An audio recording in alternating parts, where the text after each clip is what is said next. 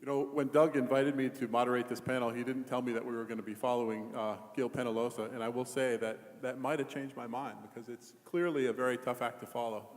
Over on Kauai, we are very proud that we are working on a very aggressive complete streets plan, and a lot of the things he said really resonated with me. You know, our planning department, our mayor is really working hard on that stuff. So Gil, thank you so much for that message. It was great.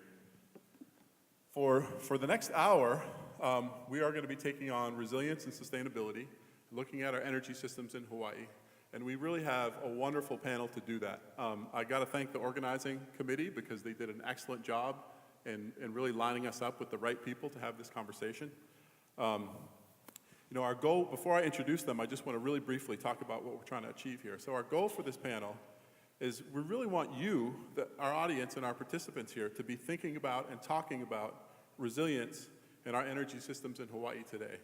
You know, here we are in this massive transition, focusing on decarbonizing our energy systems, focusing on transitioning to a distributed energy system and utility 2.0 and distributed storage and all these wonderful things. And here's this whole other element that becomes really important as we look a little further into the future. And so I think our panelists all have some great experiences to share and should be able to help us really dive into what does it mean to be to create a resilient system, both in energy and in the related integrated systems that almost imperatively tie to that. So, you know, it's really hard to look at any one system in isolation when you're talking about resilience. So let me give a brief introduction to our panelists. What the format is going to be today is that they will each give about a 5-minute talk, just giving you some background and context and really some meat for each other to talk and converse with each other on. And then once we do that, we're going to just engage and just jump into a discussion. So I'm imagining about 20 to 25 minutes of presentation here, and then the rest is going to be for all of us to engage them in a discussion, again, about how do we create a more resilient system? What are we already doing to do that? And what is necessary, and what's perhaps even being done in other places. So is the meeting sift instructional? Is that something we can get up on the board here for the audience? There we go. You guys are familiar with this tool, right? Everybody's got their iPhones out or whatever device they might have. Get ready to participate. So 20 minutes from now, we're going to be asking you to shoot us some questions. You can actually send them in anytime, and we'll start looking at them. But let me go ahead with the introductions.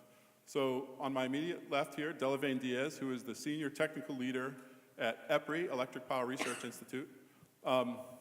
Delavain they have kind of 3 areas of focus at EPRI: generation, distributed systems, or energy delivery, I think is what they call it, and then environment and sustainability. And that's where you do most of your work, in that 3rd category, correct? That's right. Right, okay. Delavain wrote a PhD dissertation in 2014 titled Carbon Mitigation and Adaptation Policies for Coastal Impact from Sea Level Rise. So really a relevant topic for us, being surrounded by the ocean and knowing that it's going to be rising over the next decades to some extent or another. Next, we have Mark Glick, former energy administrator for the State Energy Office. Did a wonderful job over there for 5 years. I can say my own office over on Kauai appreciated a lot of help we got from Mark over the years, so thank you for that. Now he's at HNEI and doing great work there. Mark is going to give us some policy context specific to Hawaii. What's already happening with resilience in Hawaii? What can we do more? And I think filling in really what's happening, again, the broader system of energy. So Mark is going to maybe talk a little bit about the refinery task force and about energy assurance planning and things like that, and give us some sense of how we already have some resilience built in and where we might go. Scott Siu with HECO is going to, Scott is the Senior Vice President of Public Affairs at Hawaiian Electric Company. Scott is going to really give us context on what resilience looks like for HECO, both today and looking forward. And so he's going to talk about how they define it within HECO, and then he's going to get into some details about what the kind of grid of the future might look like in terms of protecting us from all these various risks, and also going to look at some specific projects where we're getting some good traction in terms of creating projects that are fit for a uncertain future. And finally, Michelle Wyman, who is also a perfect person for this panel. Michelle is currently the Executive Director of the National Council for Science and the Environment, but she has also got all kinds of relevant and wonderful experience. Former USD Director of Intergovernmental Affairs, former executive director of ICLEI. If you know what ICLEI stands for, you get a prize as well. So anyone, raise your hand. Okay, I'm going to just tell you. It's International Council for Local Environmental Initiatives. ICLEI started about 1990 and did some great work around, I think, the Montreal Protocol, and then has really morphed and taken on a lot of wonderful things, helps cities to prepare for climate change, to reduce their greenhouse gases. Wonderful tools and resources. With that, Delavaine, I'm going to hand it over to you. Thanks, Ben.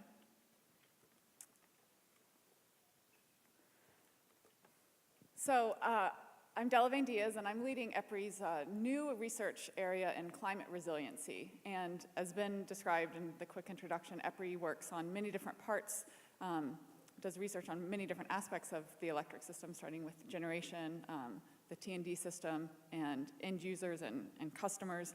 And I sit in the environmental sector, which kind of takes a broad look at impacts to climate, air, land, water quality issues. And it's great to be here in Maui, my first time here. I'm straight in from Washington, D.C., so I'm excited to be here for a couple days and get over jet lag.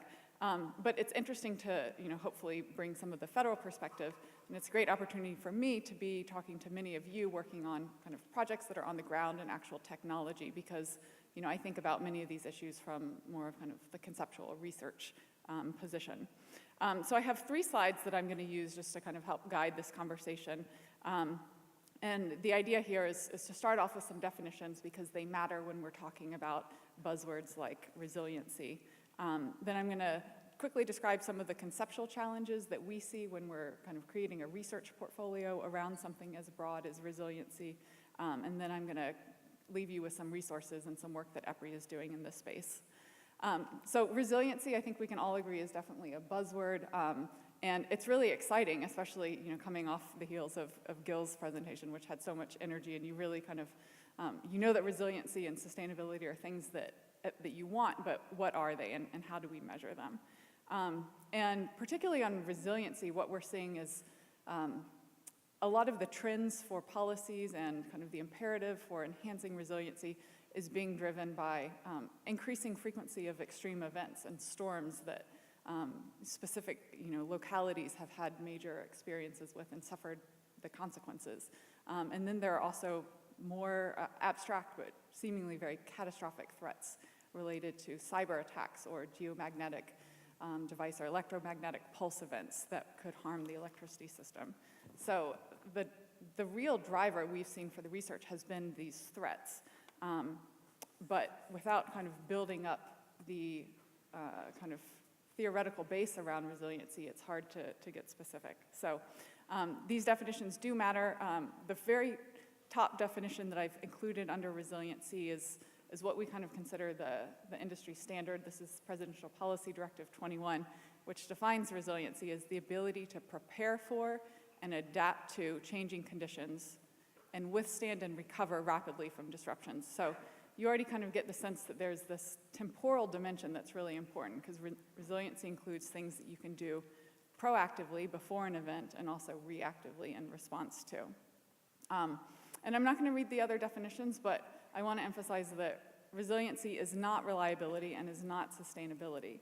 And we will often look for the win-win-win opportunities that achieve all 3 of them, but unless we're able to kind of measure each one of these different types of, each one of these with 3 different types of metrics, then it becomes very difficult to make the trade-offs between them.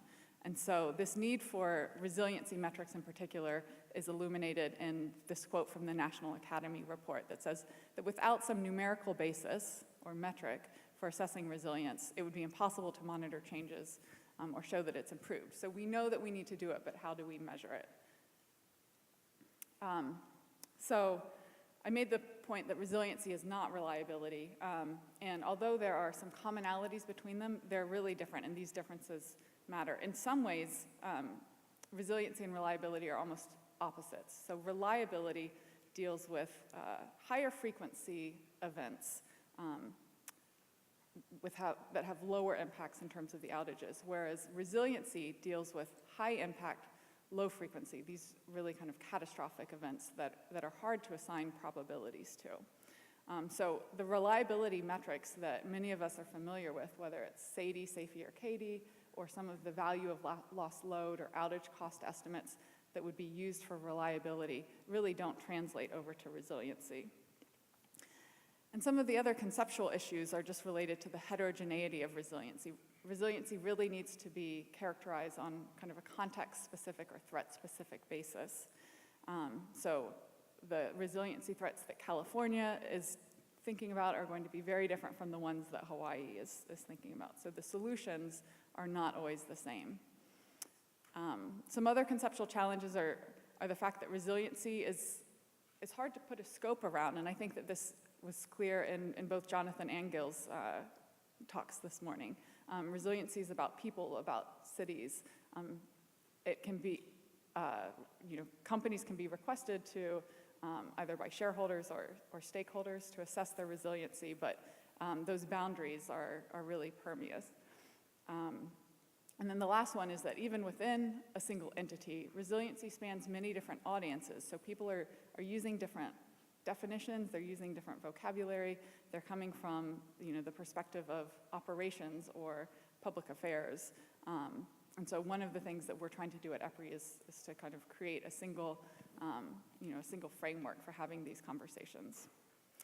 I'm probably running out of time, but I will leave you with some resources that EPRI is working in this space. We put out a resiliency white paper last year that documents a lot of this work, covering a range of threats, which I've shown on the left side of this slide, whether it's cyber or physical attacks or climate or extreme weather, and then some of the resiliency solutions. And I'm happy to answer more questions about that as we go. Thanks. Thank you, Delavain. That was a great start for us with the definitions. And really the resources from EPRI, wonderful. So looking forward to digging into those and some of the related issues that apply directly here in Hawaii. So Mark, if you want to fire up your slides and we'll hear what you have to say about what's happening here in terms of the resiliency policy in Hawaii. What I wanted to do is provide, I guess, a few slides just to help frame this subject and to view it from the public policy perspective. And it was wonderful to have Doug with his opening remarks and obviously Gil with his very inspiring discussion give us some further context. Doug kind of proffered the question, what is it that we really are solving for in our policy objectives with the Hawaii Clean Energy Initiative? Is it carbon reduction? Is it, does it allow some flexibility in terms of how we get there to 100%? Or are we truly looking at something that's more indigenous? And I think the idea when we look at resilience overall, in Hawaii, I've always tended to think, and it's really also, I think, up to all of us to kind of determine where we're coming from, that we were trying to seek greater energy self-reliance, essentially the ability to stand on our own. And so the terminology that's been laid out, reliability, resilience, sustainability, I do agree with Delavain that they're kind of, they can be buzzwords. I kind of call them terms of art because they're general sort of directions, but reliability is a little different. I mean, it's very specific. She mentioned SAIDI and SAIFI. We're talking about average interruption duration or frequency. I mean, the amount of outages, the length of outages for electricity systems. Those were set actually on an international basis. There are standards, and you can develop laws and policies very clearly to ensure that you keep within a certain guideline. And so, in essence, reliability is very well, I think, confined, but resilience, it's really the degree in which our activities, what we do, they increase or decrease the persistence of a dynamic activity, something broad that we want to solve for, desirable goods and services. In the case of energy, what we're trying to do is come up with a system that meets our objectives. What's the desirable product or service, and we have to determine really what is it, again, that we're solving for. Is it a reliable set of electricity services? Is it reliable transportation? Can we drive every day? Is it cheap? Is it affordable for everyone? And when you're trying to solve for something that's so dynamic, and that gets to sustainability, is how can you ensure that that happens over time? It's very difficult to legislate or even to develop rules around something so dynamic. And so when legislators try to get a handle on that, they're trying to come up with what are the fixed items that will give us a sense of what we're really solving for, that we can control, that we can do something about. And so I want to talk a little bit about some of the ways that we've kind of dealt with that. Obviously, we've done that through essentially what we're trying to do is reduce our dependency on imports, because we viewed that was some of the things that could very well interrupt our desirable goods and services. When it comes to energy reliability and resilience, essentially can be irreparably damaged if we don't have access to reliable energy. But we've also determined, we had a separate law, Act 234, which also said we're going to reduce our carbon impact down to 1990 levels. And so we learned that we could actually achieve some of those objectives through our energy policy. But one of the ways that frankly, were able to work on through policies and make improvements, a more resilient and sustainable system, is through our energy assurance plans. And so the state, independently of our RPS and other our Act 234 objectives, have put forth specific plans to ensure that we have reliable energy systems and that we have the ability to respond to natural and man-made disasters. And assurance we were able to do through our energy assurance planning process. We had very specific goals. We put resources towards that, and we're able to bring lots of people together in a community to train and to prepare for these events. And it's been actually very successful. There's also an existing piece of legislation that's going to align many of the federal and state policies and update them. Senate Bill 909, Major Energy Assurance Planning Bill, and I hope that passes. It's actually moving quite well through this session. Another way that we were able to kind of deal with, I guess, getting in front of this whole issue of energy assurance is through something that occurred in 2013 and 2014, which was the Refinery Task Force. That was set by an executive order of the governor, and that was in response to the potential of one of our refineries shutting down, and ultimately it was sold to Par Petroleum. It was the Tesoro refinery, and the idea was to understand what are the bottlenecks in our energy systems, and it brought together people from around the state, and that's another thing that was viewed to be quite successful. I think finally, the thing that we did that has been very, very effective has been mandating essentially sustainability through our renewable portfolio standard. And you can certainly agree that we've been successful in reducing the amount of imports, and certainly we've been able to increase our renewable portfolio to 26% today. But we've also been able to reduce our carbon impact significantly. The baseline for major polluters is around 8,800 metric tons of carbon dioxide equivalents, and it's quite clear, and you can see from this graph, that the reductions that we anticipate as we meet the goals of the Hawaii Clean Energy Initiative and the RPS standards will by itself allow us to get below 1990 levels, which is that red line on the top, and you can see the line that's going up is our adherence to those, into our interim goals, and then the big bars going down are the carbon dioxide equivalents reducing. So that's just another indication by which we've been able to sort of deal with resiliency and sustainability in very concrete terms and deal with a dynamic situation through very fixed sort of limits that we enacted in terms of our imports of oil. Excellent. Thank you, Mark Lake. That was a great background on what's been happening in the state in terms of policy, looking at a lot of those things. So, Scott? Just so you guys know, I'm dying to get into the questions, but go ahead, Scott.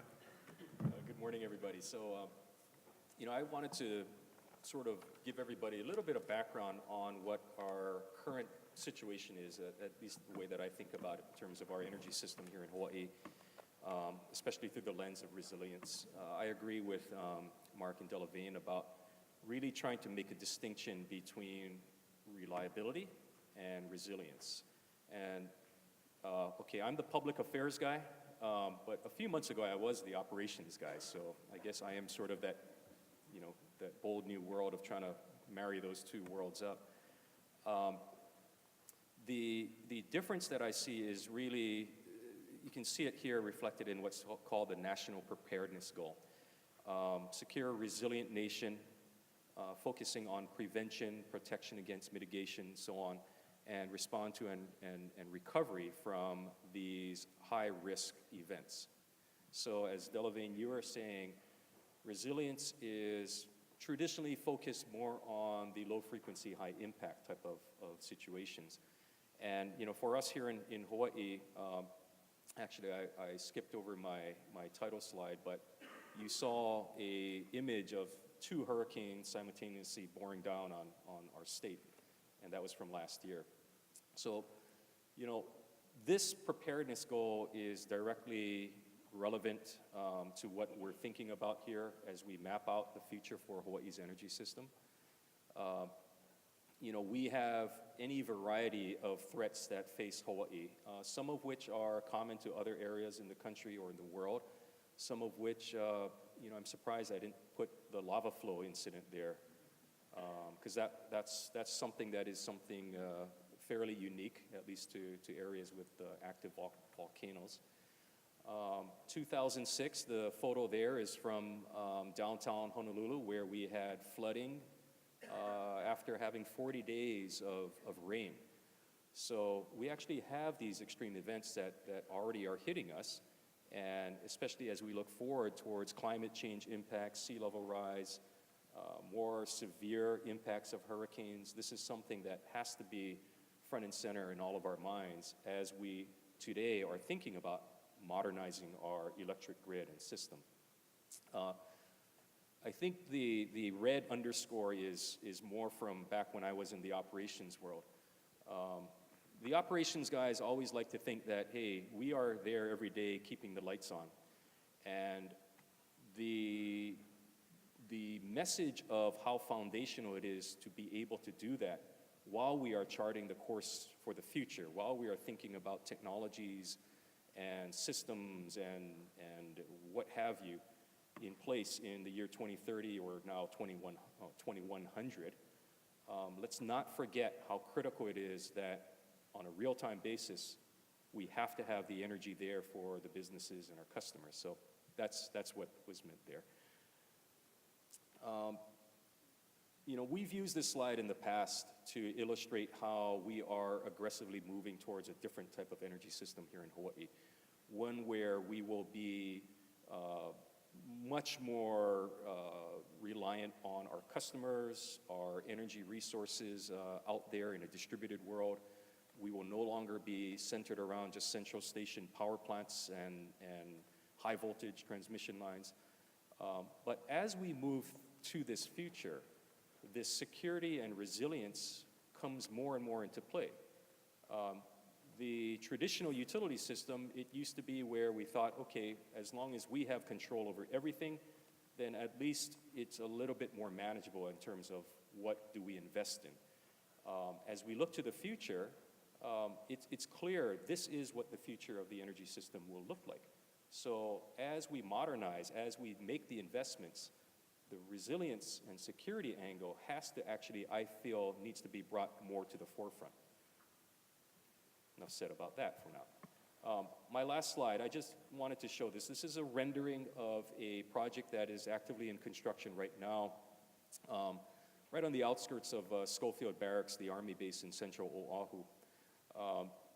This is, to me, it's an example of a project. It is going to be capable of serving as a microgrid during emergency situations. It was specifically located in the central Oahu area, which is away from low-lying elevations. It's actually at a higher elevation. It will be set up so that it can provide emergency power to the Army base, the adjoining areas, in case of emergency.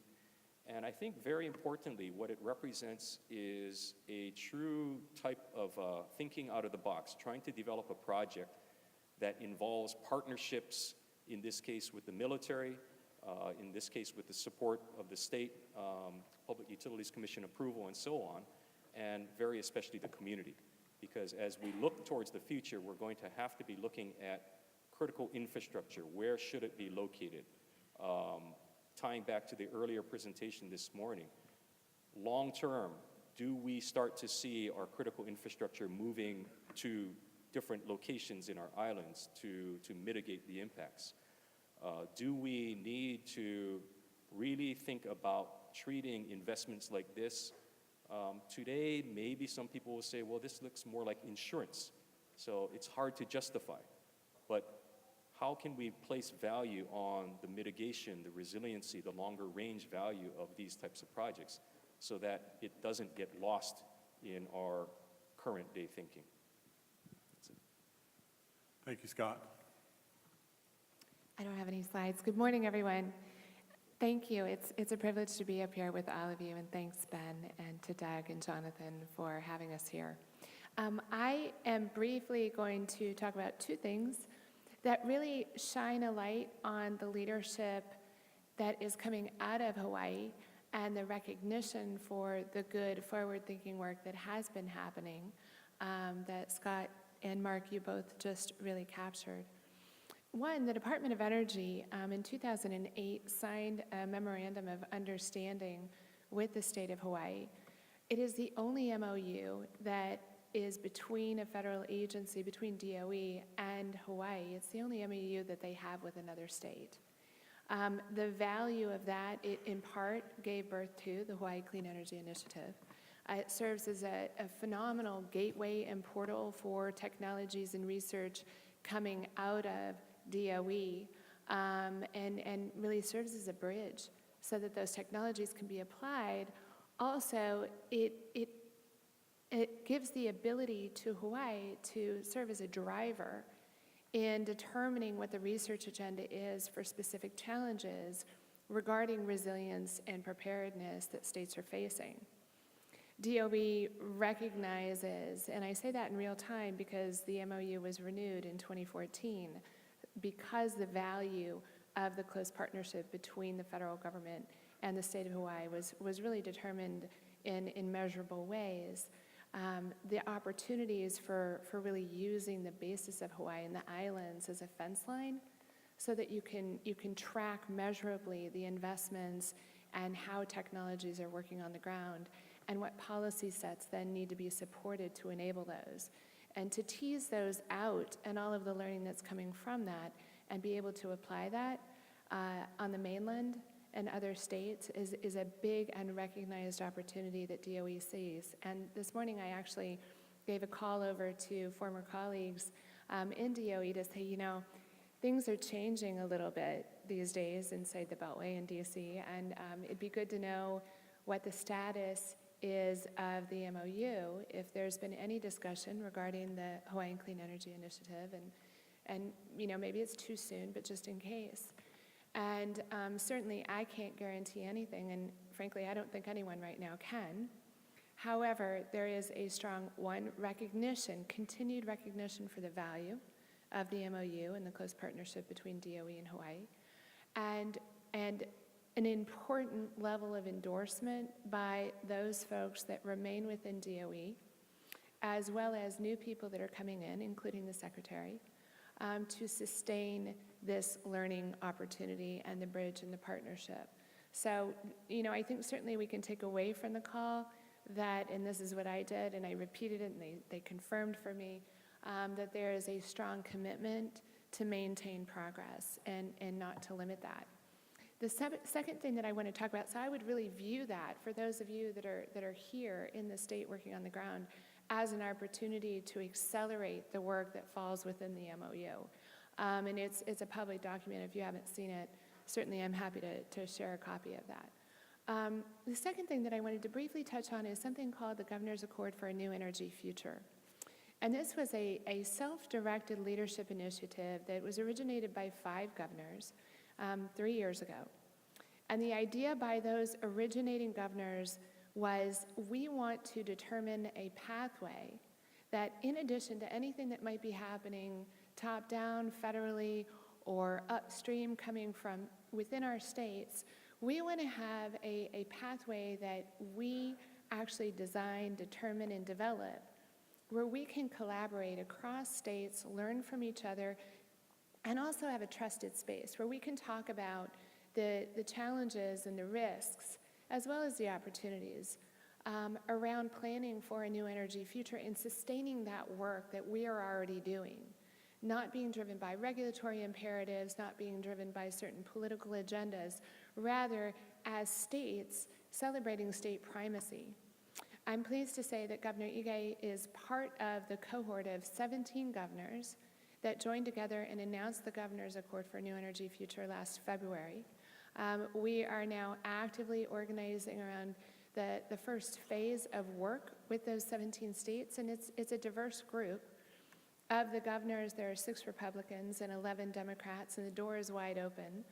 For additional governors, the party of politics really is irrelevant. It's focused very much on dealing with priorities, including resilience. And I think what's interesting about the Governor's Accord, while climate is not overtly spoken about, resilience is one of the top priorities embedded in the document. And resilience of infrastructure and systems. And that comes likely as no surprise. But I think there is a shared agreement across the country at the state level that we need to continue to ensure investment and recognition for the priority of resilience as an actionable policy set to pursue. And there's real strength in having 17 states and 17 governors working together to elevate those priorities upstream. Michelle, thank you very much. So this is where it gets fun. We get to do some Q&A. Some of that Q&A is going to come from you guys, the audience. Some is going to come from myself as the moderator. And then we're also going to have our panelists ask each other questions a little bit to kind of stir things up. So I want to zoom in a little bit because resilience is such a broad topic. We talked about a lot of things. I think there's not enough coffee in the world to get cybersecurity people interested in a conversation about cybersecurity, however important it might be. So we're going to skip over that. We're going to really zoom in on resilience as it relates to climate change. And so just really briefly, Delavane made me promise that we'd talk about the distinction between mitigating for climate change, which is reducing our greenhouse gases, which we're doing well in the electricity sector. And if the legislature could help us out with House Bill 1580, we'll be doing well in the ground transportation sector as well, setting a goal for 100% clean energy by 2045. But as it relates to resilience, it's more a conversation about adaptation. And as I think most in this room know, there's a baked-in amount of climate change we're going to see, and sea level rise, as well as many other impacts. Whether it be changes in the food supply, changes in temperature to our climate, ocean acidification. There's just a host of arrays. But talking about those things and kind of knowing, yes, there's uncertainty, but we know some of that is coming. I guess the first question for the panelists, and any of you can jump in, is are we doing enough in Hawaii to really take on the issue of climate change? And both as a threat, addressing the threat, and also as an opportunity, knowing it's going to happen, knowing we're probably going to have a price on carbon. Where do we stand? Scott? Okay, I'll jump in.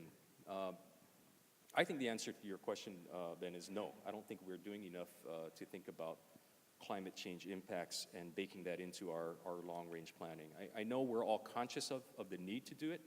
I think we all recognize, the work of, guys like Chip Fletcher at the UH in terms of trying to chart what the impacts of low-lying areas, to low-lying areas would be of a 3-foot sea level rise. But as far as are we doing enough concrete to plan our infrastructure, to plan even how our communities deal with that, I don't see it happening probably as aggressive as it should be. I'll give an example of an area that, it really sort of underscores how we have to approach it from a more systems view. And, our city and county in Honolulu, if you look at the maps of sea level rise impacts, it's clear that there are areas inland which are all shades of blue, I guess, on the map.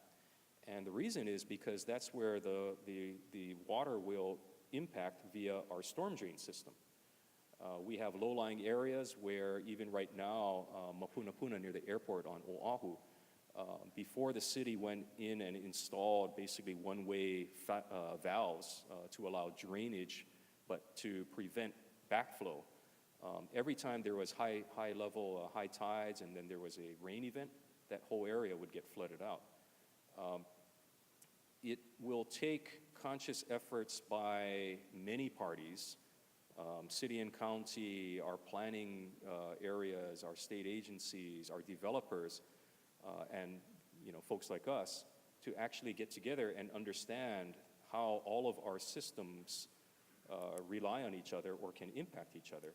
And that's where we really need to start pulling things together in terms of mapping out that future plan. So I think that's what we need to do more of. Thank you. That's a really informed answer. I really appreciate the emphasis on systems. It's really us, right? It's us, everybody out here in this room, as well as thousands of other people thinking about how to improve that system. It's not the electricity system per HECO's instruction and guidance. So I want to ask Michelle a question, because I think whenever you talk about climate change, you kind of risk being seen as doom and gloom and this and that, but there's some certainty to these impacts that we know. So how can we reframe this as an opportunity? How can we see, these things are going to happen and the economics are what they are. How do we look at this differently so we can make those investments? Yeah, thanks, Ben. I think it's interesting that you just said the economics are what they are. It presumes that everyone knows what they are. And I think that we know with fact we are not doing a good job communicating the cost of inaction, the cost that risk represents. One of the most compelling moments that I've been a part of was at the local government level in Fort Collins, Colorado. Years ago, and this was a while back, we were going through, the local government budget process. And there were a couple of different bridges that were on the budget as line items. And it almost felt kind of in the early days of climate being part of a budget discussion and a healthy policy debate. And somebody stepped up out of the planning department, and they had handed me a set of numbers where I could start to say, well, in the near term, we can build for the 100-year flood, and this is the cost. However, there are actually 300-year floods that happened last year.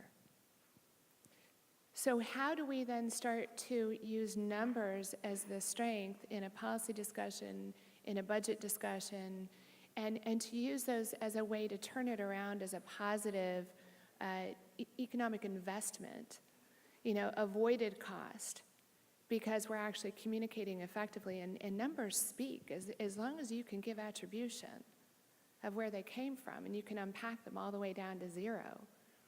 They're really hard to fight back. I just want to jump in on this because I love where you took that question, Michelle. So trying to quantify the economic risks of climate change is, a huge area of research, and EPRI's doing a little work on the sides. But I think, what I would add to the point that you just made is those economic risks can be communicated through policy, and at the federal level, we have a value of the social cost of carbon that tries to do that. There are a lot of limitations to trying to put a dollar value on an additional ton of carbon emitted into the atmosphere, and we might see some changes to that policy going forward. But it doesn't have to just be at the policy level. So, Michelle reminded me that these economic risks and the awareness of them is also kind of bubbling up from the ground level, and you see it through the financial community. So, like a huge uptick in shareholder resolutions requesting companies to disclose their exposure to climate risks. You see it through the insurance industry. You see kind of, companies proactively trying to address it. So I think that yeah, being able to communicate more clearly about, yes, there will be costs, but it's worth it because we're avoiding these damages. If I could Scott, go ahead. add one more thing. I think there is another potential value where you can actually provide benefits to the community depending on what pathways you choose to deal with some of the risk hazards. And again, I still have that the morning presentation in my mind with those beautiful communities. Probably a good example of what I'm thinking about is with the Kauai Nui Marsh on Oahu, which is a big marsh area. And, it has a risk to the nearby community of flooding. And I don't know enough about the project and who drove the project, but eventually what was built was a large flood control dike. However, it is topped with just a beautiful exercise biking pathway that is just tremendously popular with the community. So I do think that if the powers that be can look at how we can build protective infrastructure, but at the same time look for the opportunities to provide additional value to the communities, I think that's another way that you can possibly address it. And again, it goes back to the theme of we can't just keep looking at these issues through just a single lens. So for whatever it's worth, that's an opportunity. And I actually want to point to Delavane real quick and ask you, you did a lot of work looking at planned retreat versus protection and things like that. Can you give us just a little color, a little bit of context as to how those decisions get made? When is it appropriate for protection? And we're talking about primarily seawalls here, so shoring up the shoreline to resist the sea versus actually saying, hey, we got to move something. Thanks for mentioning some of the work that I've done on sea level rise. And, I will admit to not being an expert on the Hawaii specific context, but it's kind of the two broad options of adapting to sea level rise to minimize the expected coastal impacts from not just incremental rise that might be exacerbated by climate change, as well as ongoing realities like subsidence in certain areas. It also has to do with being better adapted to deal with storm surge and the extreme events that, Scott, you already listed like many extreme events that people are already dealing with.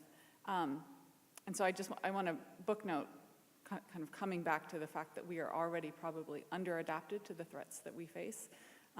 But if we're thinking about adapting into the future, the two broad categories would be to protect, to harden the coastline, and you would tend to do this in areas that are highly productive and have a high density of concentration and economic output versus a managed retreat. And the managed retreat might be more appropriate when there's kind of a lower density of that productivity and capital. And then there are, the reality is that most of the action is going to happen in the middle ground, and those strategies are called accommodation, and they might look like, there are really cool examples from around the world of kind of the creative adaptation options. And in the Netherlands, there are kind of floating homes. There are, floodgates that can be deployed in really cool ways. But kind of that high level is really deciding, for the investment and adaptation to be worth it, because hardening is costly up front. It's a large capital expenditure, and then there's ongoing maintenance over time. You really want to kind of be selective about the places you do it, not unlike choosing where you're going to build a microgrid. So, the economics have to work out.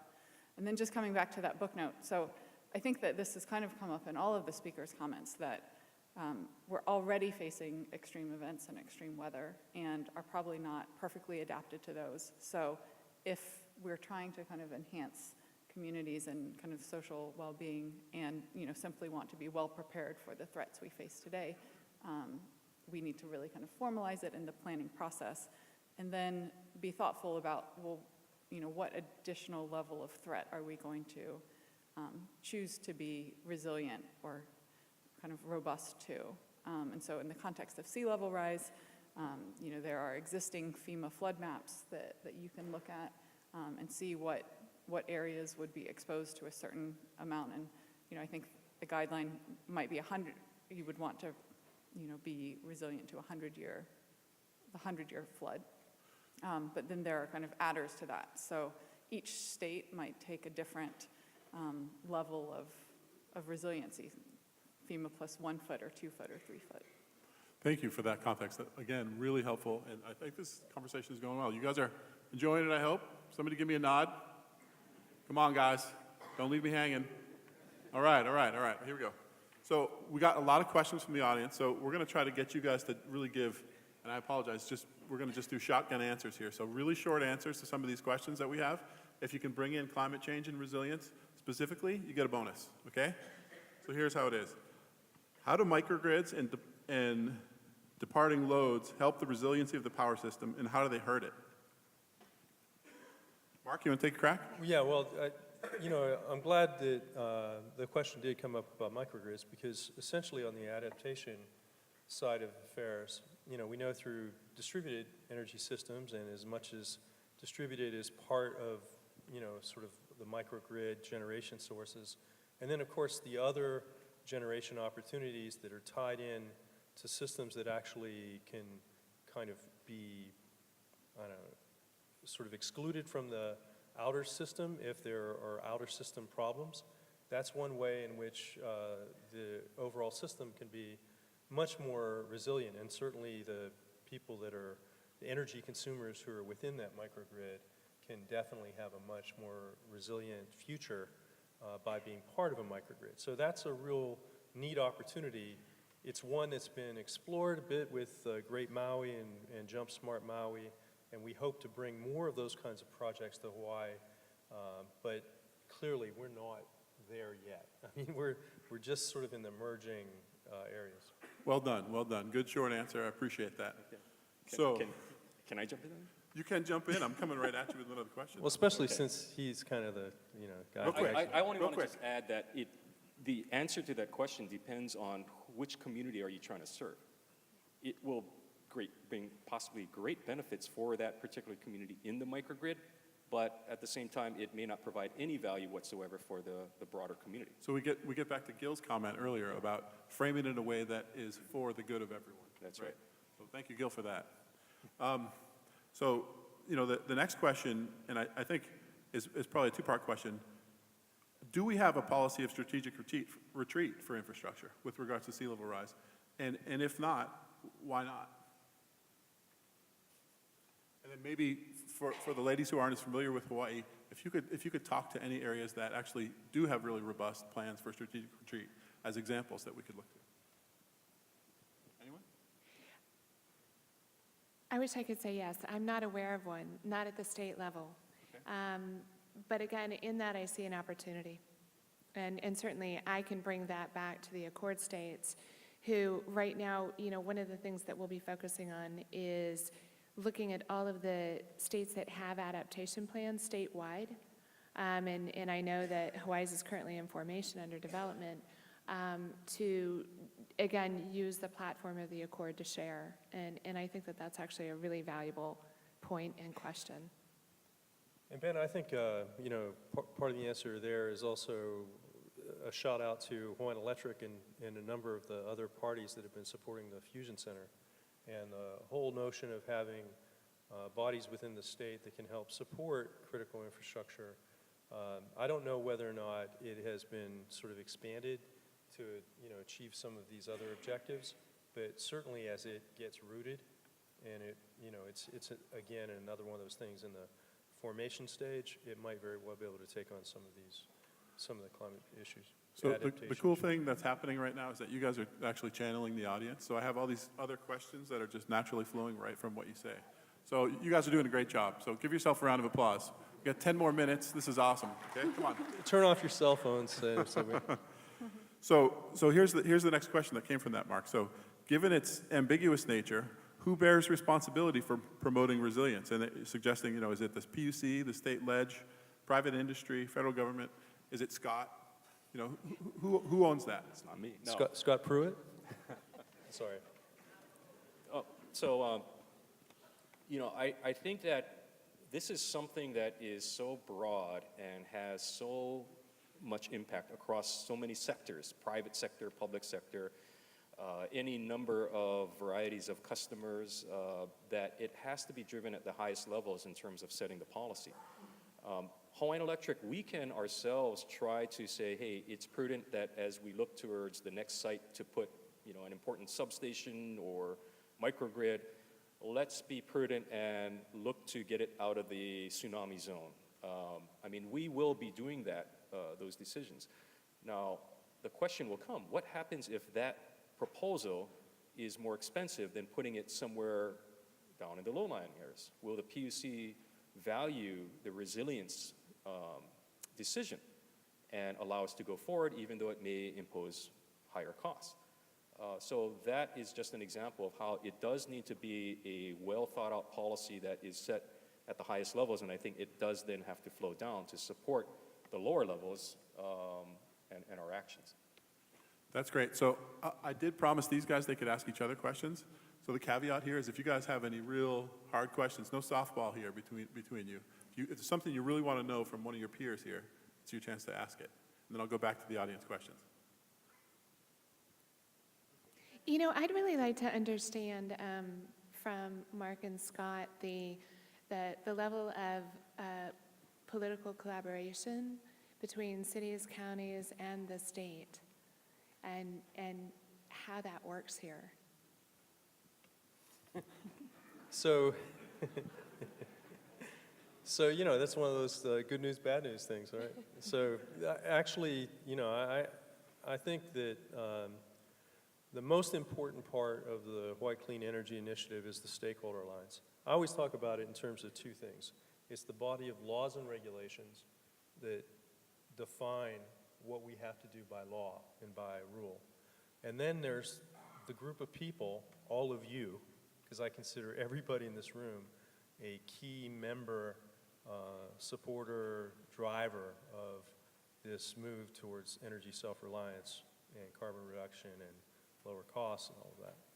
And basically the political jurisdictions at the county level, we have mayors that manage each of the counties, and there have always been key players from the legislature, from the energy committees in particular, and obviously from the county organizations.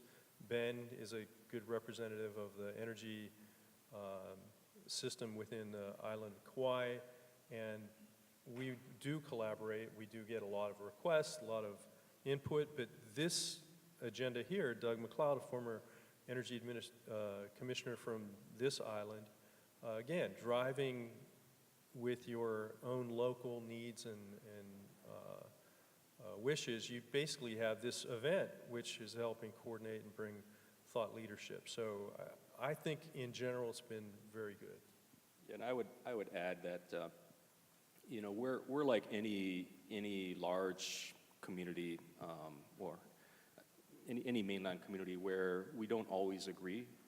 But I think what we have as an advantage here in Hawaii is that we all live on islands, and we all understand, or at least we all should understand, that we cannot make decisions in a vacuum. We have to be able to sit down and listen to the other parties and understand where they're coming from. And again, it ties back to how do we achieve the greater good? Companies or individuals or government agencies that try to do things more in their own space and not really think of how they are impacting others on the islands, you quickly learn that it is very, very difficult to actually be successful if you try that approach. Yeah, I think it does really tie back to everybody quickly understanding that on an island, you know, we are truly connected in many ways, whether it's bumping into each other at the baby luau or getting together at these events. And as is traditional in the Hawaiian Islands, you know, we're very competitive. And I just want to throw out to you guys that Kauai actually has the best partnership between county and utility. So KIUC, where are you guys at? Keep doing awesome work. We love you guys. The rest of you can be jealous, and I know the relationships are getting better every day, but we got it down. So if you want to come over and learn from us, June 19th, we're having a one-day conference. We'll tell you all about it. So we're allowed to have questions? Do you have questions? Yeah. Well, basically, the one thing that we always punt is energy and transportation. Not that we are trying to avoid it, it's just that it's so difficult. And from a policy standpoint, you know, it's always about who's the responsible party to make the change. And, you know, in transportation, we all drive. It's like we're part of the change. You know, from EPRI standpoint, and others, what can we do in the near term to make a big difference? And I know we're talking about Transportation specific. Yeah, and I know that, you know, that may be beyond the principal function. I would love a chance to answer that too, but you go ahead if you want to. I don't think that I'll be able to say very much on transportation. I'm trying to think of kind of some broader contexts that I can relay that to. So why don't you buy me some time, Ben, and I'll try to. So we mentioned House Bill 1580. You know, it was amazing when we set these aggressive targets early on in the Hawaii Clean Energy Initiative process. And there was so much confusion and so much uncertainty, and there was a lot of people challenging them, right? It took a few years to solidify. It took some really bright engineers and systems people and policy people to move us close enough that we realized, oh, okay, we really can do this. In my view, that is a foundational step that we need in ground transportation, is to commit. And you know, it's been called ambiguous in some cases when we've tried. As a matter of fact, last year there was certain parties that called it ambiguous to say, let's reduce, you know, let's eliminate emissions from ground transportation by 2045. But if you look at the Paris Accord and you look at where we need to be, you know, an 80% reduction in emissions relative to 1990 or 2005 or something, those are the kind of moves we need. So I would assert that is step one, and that there's a whole lot of steps after that really bright people, much beyond my skill level, are going to take on, whether it's EVs or mode shifting, as Gil talked about earlier. But it's an exciting time, so thank you, Mark, for that question. I just add to that also, it's interesting, you know, context matters, as we know, and with the Accord states, when we were going through the priority setting process for the work plan, and Mark, you may remember this, and wearing your former hat, there was a big bull rush by a majority of the Accord states to focus on the electrification of the transportation sector, how to finance that. And then there were a smaller set of states that were just standing at the back of the room with their hands raised. And finally, once the majority of states kind of settled down and a smaller set of states stepped up, they said, well, you know, we view that differently. And we view that as alternative fuels, not necessarily electrification only. And for us, it's an entirely different policy set, it's an entirely different finance structure, and it actually feeds our state economies, so it matters a whole lot. And we're not going to lean towards electrification in the way that the majority of states were talking about. So, you know, the complexity of these things and the place-based relevance is extraordinary, but I also think at the policy level and at the economic level, being able to distill numbers and using those as strength and looking at policy sets, and the last thing that I'd say is political will. And that's why I was talking about, you know, how do you collaborate across different levels of governance? How to use that as a strength, even when you're talking about retreat strategies. Thank you, Michelle. That was a great way to close out. Unfortunately, we have no more time, so Scott.